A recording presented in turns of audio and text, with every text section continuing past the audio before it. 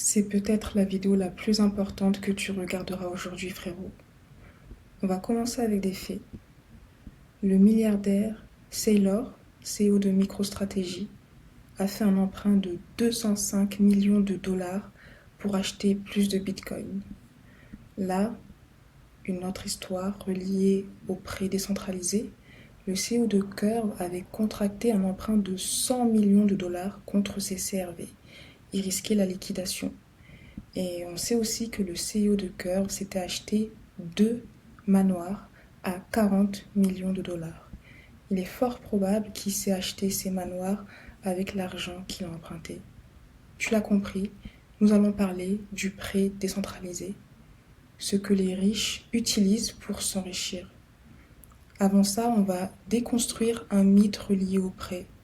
On a tendance à croire qu'on emprunte de l'argent quand on n'en a pas, quand on a besoin d'argent.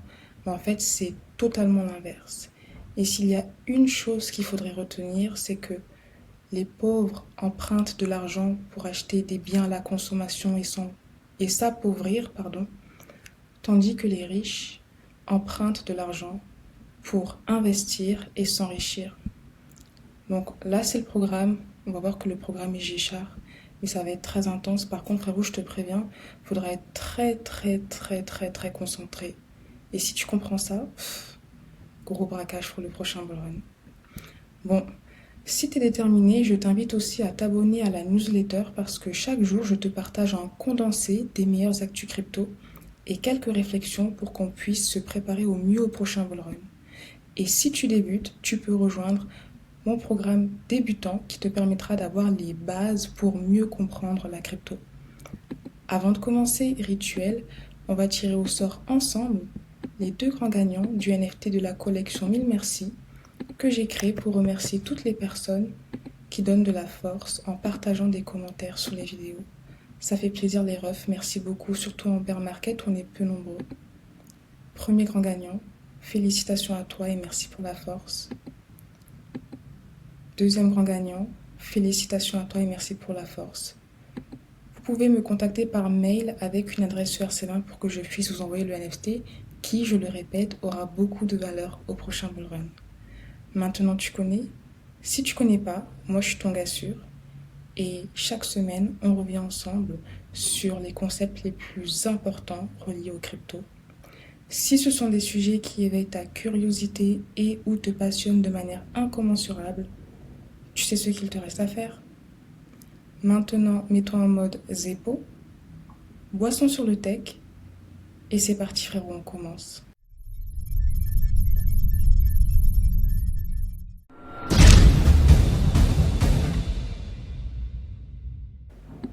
Par contre frérot, je te préviens, les notes seront en anglais mais je parlerai en français. En fait, c'est hyper important d'apprendre l'anglais. Mój должны говорить по-русски. Не по-русски, по-английски, извини, но ты понимаешь. Вот. Начнем. On va parler du prêt décentralisé. Et je précise vraiment la notion de décentralisé parce que quand on parle de la crypto-monnaie, on pourra retrouver des plateformes qui nous proposent des prêts sur des plateformes centralisées. Mais tu sais que sur la chaîne, on est vraiment axé décentralisation. Et quand on parle de prêt décentralisé, on parle d'une des narratives les plus puissantes et l'une des applications les plus pertinentes de la blockchain. Les hommes mentent, pas les chiffres. En termes de TVL, la narrative reliée au prêt s'inscrit en numéro 2 avec une TVL qui, à l'heure où je parle, avoisine les 15 milliards de dollars. Donc, avant de mettre les mains dans le cambouis, on va essayer de comprendre la différence entre les prêts qu'on peut retrouver dans la finance traditionnelle et les prêts qu'on retrouve dans la finance décentralisée.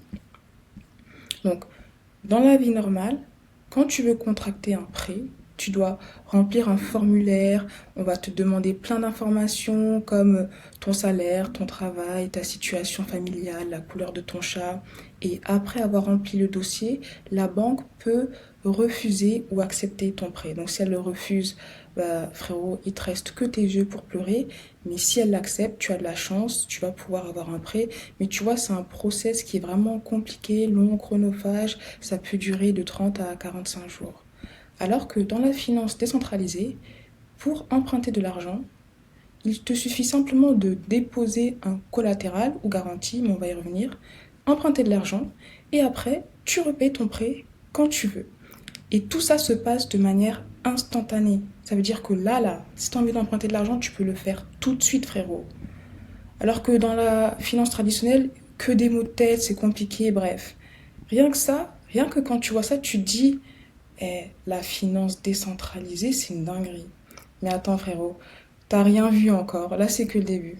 On passe à la suite. On va essayer de comprendre comment ces plateformes de prêt fonctionnent. On va prendre un exemple basique parce que comme l'écosystème crypto DeFi évolue, il y a de plus en plus de plateformes qui se créent avec des mécanismes assez différents, mais on va essayer de comprendre les bases. Donc d'un côté, tu as les prêteurs qui peuvent déposer de l'argent sur une plateforme de prêt et en contrepartie, ils vont recevoir un intérêt. Donc pour eux, c'est bénéf. Ça se trouve, ils ont des cryptos sur leur portefeuille, les cryptos dorment. Il y a une plateforme qui leur dit hey, le ref, dépose tes sous sur ma plateforme, t'inquiète, je vais te payer pour le faire. Et c'est ce qui se passe.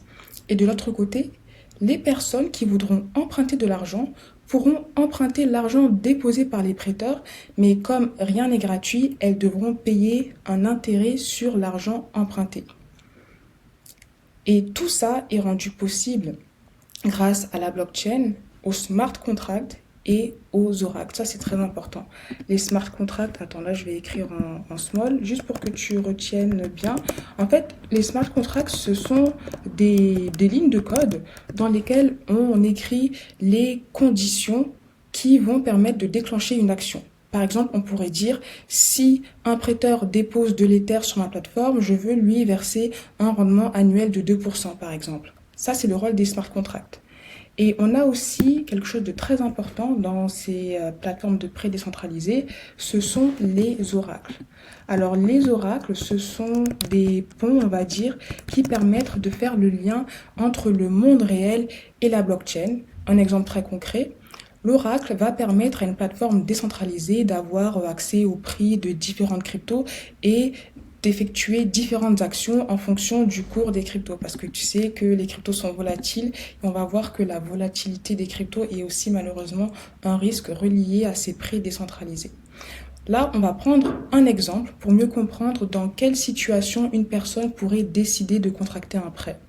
Imaginons que sur ton portefeuille, dans ton portefeuille, tu aies de l'Ether, tu as 2 Ethers, tu veux pas les vendre parce que tu es convaincu que l'Ether peut faire 1 x 10. Mais en même temps, là, tout de suite, tu as urgemment besoin d'avoir 500 $. Ce que tu vas pouvoir faire, c'est déposer de l'Ether en garantie sur la plateforme, en collatéral, pour pouvoir emprunter 500 $. Donc tu vas faire ta vie avec et quand tu voudras rembourser tes 500 $, tu pourras les faire pour retrouver tes Ethers. C'est tout bénef, tout le monde est gagnant. Donc là, je t'ai mis une capture d'écran de la plateforme AAVE. C'est actuellement la plateforme de prêt décentralisée qui a la plus grosse TVL. Donc en gros, c'est la numéro 1. Tu vois que là, il y a les cryptos que tu peux déposer et tu vois l'intérêt que tu peux gagner en déposant ces cryptos. Et de l'autre côté, il y a les cryptos que tu peux emprunter et l'intérêt que tu dois payer si tu décides d'emprunter ces cryptos. Tu vois qu'il y a un taux variable et un taux stable. On va parler de ça tout à l'heure. Donc là, on a un peu compris les bases du prêt décentralisé. Maintenant, on va essayer de comprendre quels sont les éléments hyper importants à analyser avant de contracter un prêt. Parmi les éléments, il y a la liquidation. En fait, la liquidation, c'est le processus de repayer un prêt pour le compte du prêteur quand il est dans une situation risquée. Parce que le problème avec les prêts décentralisés, adossés aux cryptos, c'est que les cryptos sont volatiles. Et la plateforme décentralisée doit trouver un moyen pour que le prêteur ne parte pas avec l'argent à jamais. Donc quand tu déposes un Ether et que tu empruntes 500 € sur un Ether qui vaut, on va dire, 1500, dans ta tête, tu veux retrouver l'Ether parce que selon toi, l'Ether a plus de valeur que les 500 € que tu as empruntés. Par contre, si demain l'Ether crash et atteint un prix de 200 $, là, tu dirais naturellement à la plateforme, vas-y, ciao, je préfère garder mes 500 $ que reprendre l'Ether qui n'a plus de valeur. Et la plateforme décentralisée doit se protéger contre cela. C'est pour ça qu'à partir d'un certain niveau, si l'Ether baisse et atteint un certain niveau de prix, elle va te liquider. C'est-à-dire qu'il y a des liquidateurs qui vont rembourser ton prêt, garder l'Ether que tu auras déposé, et toi, tu n'auras que tes yeux pour pleurer et les 500 dollars que tu auras empruntés, entre guillemets. L'autre élément, c'est le facteur de santé.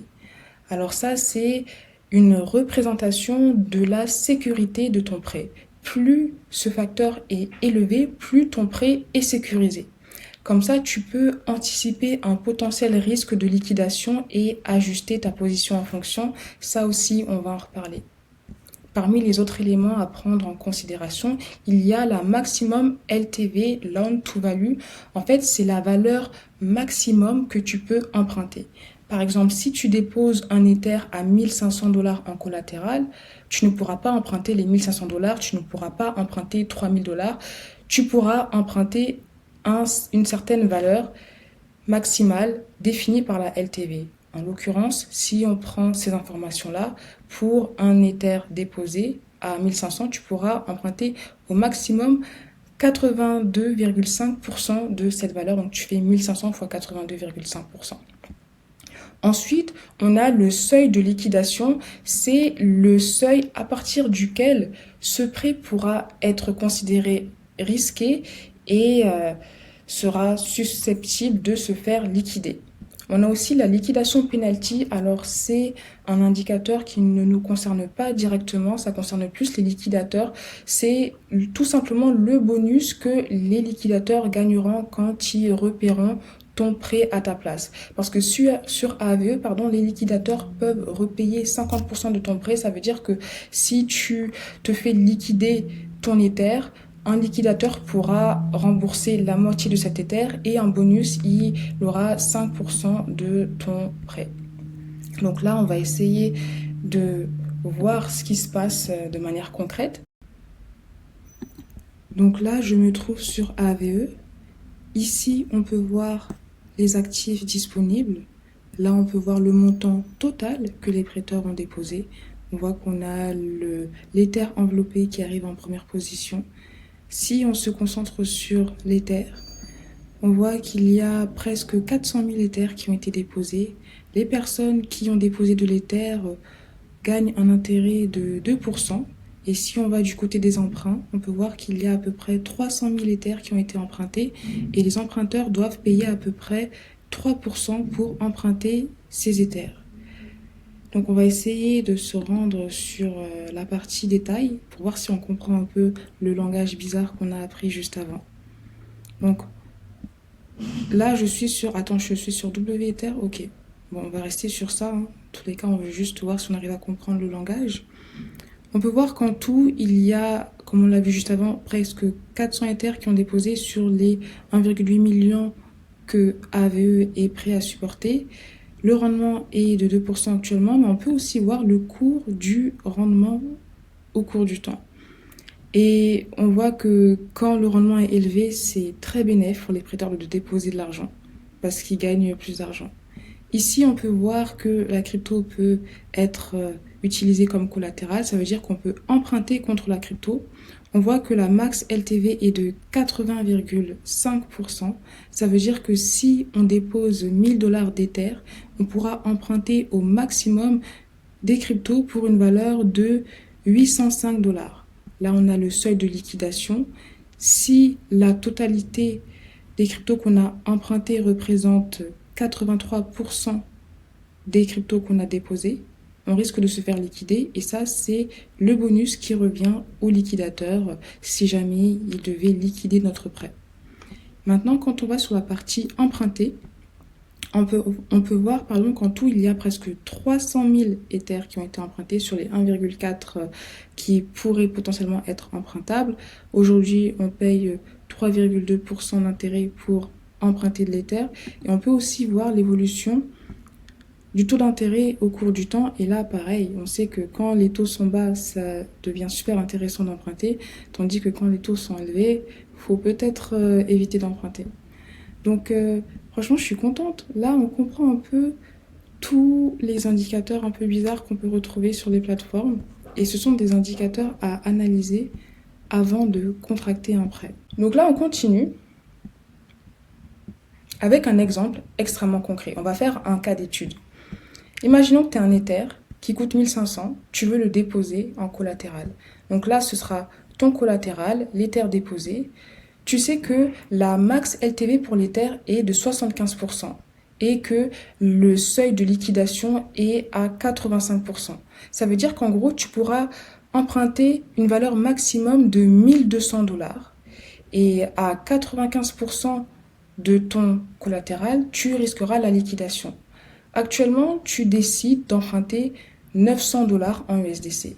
Donc là, je vais juste rajouter quelques informations. Alors D, donc D ça veut dire jour, hein, tu comprends. Day one. L'Ether, on a dit qu'il était à 1600 $. Je mets la virgule parce qu'en fait, aux États-Unis, c'est comme ça qu'ils font pour écrire les nombres. Toi, tu empruntes. Attends, là, je mets Ether. Attends, là, je vais mettre collatéral. Et toi, tu empruntes emprunt 900 $ en USDC.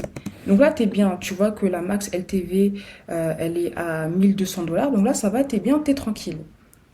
Le lendemain, l'Ether chute à 1000 $. Donc, qu'est-ce qui va se passer si l'Ether chute? Je fais un copier-coller, ça va être plus simple. Donc là, on a le Day 2. L'Ether est à 1000 $. Donc, ton collatéral restera un Ether, sauf que sa valeur aura baissé. Ton emprunt restera à 900 $. Mais là, ton emprunt constituera 90% du collatéral que tu auras déposé. Ça veut dire que si on prend ce graphique, quand au jour 1, tu te situais vers ici, là, avec la chute de l'Ether, tu te situes vers ici et tu risques la liquidation. Et pour éviter de te faire liquider, d'ailleurs, il est fort probable que tu aies déjà été liquidé parce que là, tu as même dépassé les 85%. Mais on part du principe que tous les liquidateurs sont en train de dormir, tu as encore une dernière chance de pouvoir sauver ton prêt. Deux solutions s'offriront à toi. La première sera d'augmenter ton collatéral. Donc là, tu pourrais décider d'apporter 600 $ en Ether pour être à nouveau dans les normes ou tout simplement de rembourser ton prêt et retrouver ton Ether. Donc là, on peut voir que la volatilité des cryptos est vraiment une menace à ces prêts décentralisés et c'est quelque chose à suivre de très très près. Et d'ailleurs, tu peux les suivre en suivant ton health factor. Et est-ce que je l'ai mis? Non, ça c'est une alpha à la fin. Avant de te partager l'alpha pour pouvoir suivre de manière automatique ton facteur de santé et anticiper et prévenir surtout une potentielle liquidation, on va parler des différents risques reliés aux prêts décentralisés. Parce que même si sur le papier c'est beau, ces prêts décentralisés viennent avec des risques. Donc le premier, c'est le risque de smart contract. Ça veut dire qu'on peut trouver un bug ou une vulnérabilité dans le smart contract qui pourrait être exploité. La plateforme aussi pourrait se faire hacker. C'est pour ça que quand j'ai des grosses sommes, perso, je préférerais privilégier une plateforme qui a été éprouvée. Et si on parle d'AVE, attention, je ne fais pas la pub pour AVE, mais il faut savoir que cette plateforme n'a jamais été hackée. Encore une fois, c'est la numéro 1 à l'heure où je parle en termes de TVL, valeur déposée. Le deuxième risque relié au prêt et emprunt, c'est la volatilité. On l'a vu juste avant, comme les cryptos sont volatiles, un prêteur pourrait risquer de se faire liquider si la valeur de son collatéral baisse. Mais inversement, si tu décides d'emprunter une crypto volatile et que celle-ci augmente et fait un x2, x3 et dépasse la valeur de ton collatéral, tu pourras aussi risquer de te faire liquider. C'est pour ça qu'à titre perso, je préfère emprunter des stablecoins, comme ça je ne suis pas soumise à la liquidation des actifs que j'emprunte. L'autre risque, c'est la fluctuation des taux d'intérêt. En fait, la variabilité des taux d'intérêt pourra affecter le coût d'un prêt et également les profits qu'une personne qui dépose de l'argent sur une plateforme de prêt peut obtenir. C'est pour ça aussi que parfois les personnes qui veulent emprunter de l'argent sur le long terme, elles décident de prendre le taux fixe, même si celui-ci est parfois plus élevé que le taux variable, parce que comme on ne sait pas comment les taux d'intérêt vont évoluer, si tu sais que tu as un taux fixe, tu peux plus facilement faire des projections. Et quand on regarde ce risque, on comprend aussi que quand les taux sont bas, les gens préfèrent emprunter de l'argent parce que emprunter de l'argent coûte moins cher. Et quand les taux sont hauts, les personnes préfèrent déposer de l'argent parce que déposer de l'argent rapporte plus d'argent. L'autre risque, c'est le risque relié à la liquidité. Si tout le monde retire toutes ces cryptos en même temps d'une plateforme, la plateforme aura des problèmes de liquidité, ce qui pourrait rendre compliqué le fait de retirer des fonds sur la plateforme. On a aussi le risque relié à la blockchain. Par exemple, si la blockchain est en pause et bug, elle pourra faire que le retrait des cryptos déposés sur la blockchain soit indisponible, par exemple. Et l'autre risque, c'est un risque relié à l'oracle.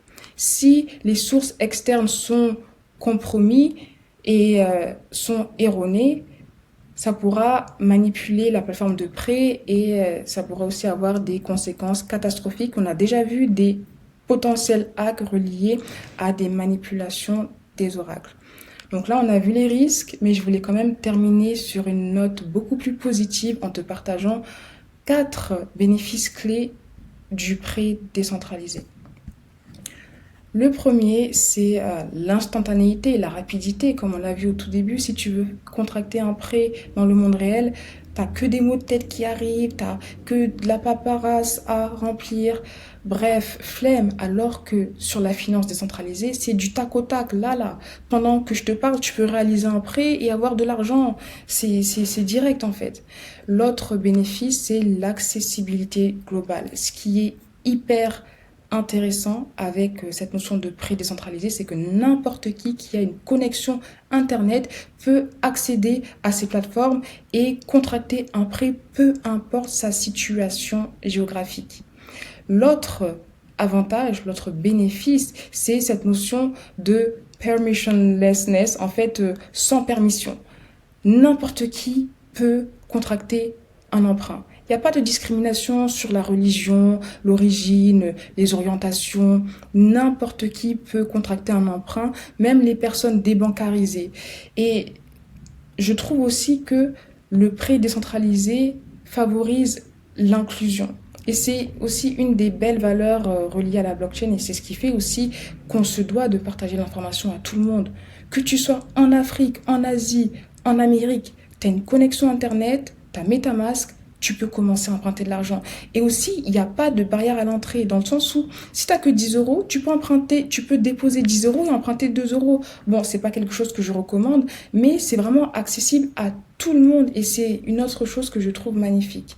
Et le dernier avantage, et non des moindres, c'est le potentiel de rendement. Parce que généralement, les rendements qu'on peut trouver sur les prêts décentralisés sont plus élevés que les rendements qu'on trouve en finance traditionnelle. Et parfois, contracter un prêt sur une plateforme décentralisée peut coûter moins cher que sur une plateforme centralisée. Après, je vais quand même mettre un petit disclaimer.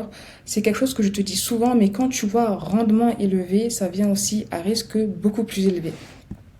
Mais tu vois, la beauté des prêts décentralisés, c'est que parfois, il y a même des plateformes qui sont prêtes à te payer pour que tu empruntes de l'argent sur leur plateforme. Des dingueries, frérot. Des dingueries. Et si tu veux, je te partage aussi quelques stratégies un peu dédiennes dans le Club Alpha, si ça t'intéresse. Et avant ça, je voulais te partager une alpha sur Defilama. Parce qu'en fait, Defilama, tu sais que c'est un outil que j'adore. Je te l'avais déjà partagé, j'avais fait une vidéo tutoriel sur ça.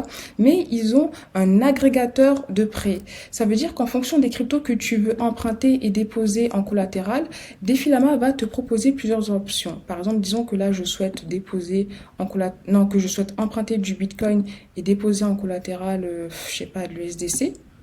Là, Defilama va demander à toutes les plateformes de prêt existantes quelles sont les conditions pour pouvoir emprunter du Bitcoin contre de l'USDC et tu pourras voir quelle est la meilleure chose, le meilleur chemin à prendre. Bon, là, on peut voir même que si tu veux emprunter du Bitcoin contre de l'USDC, les plateformes sont prêtes à te payer. Parce que là, tu vois, il faut un peu la différence entre les intérêts que tu dois payer en empruntant et les intérêts que tu gagnes en déposant. Donc ça, c'est super pertinent si tu as un prêt assez exotique à faire et que tu ne sais pas sur quelle plateforme te diriger, même si après, il faut faire ses recherches sur la plateforme en question parce que tout est très très risqué. Bon, bah c'est tout pour moi. Franchement, frérot, on a vu beaucoup de choses.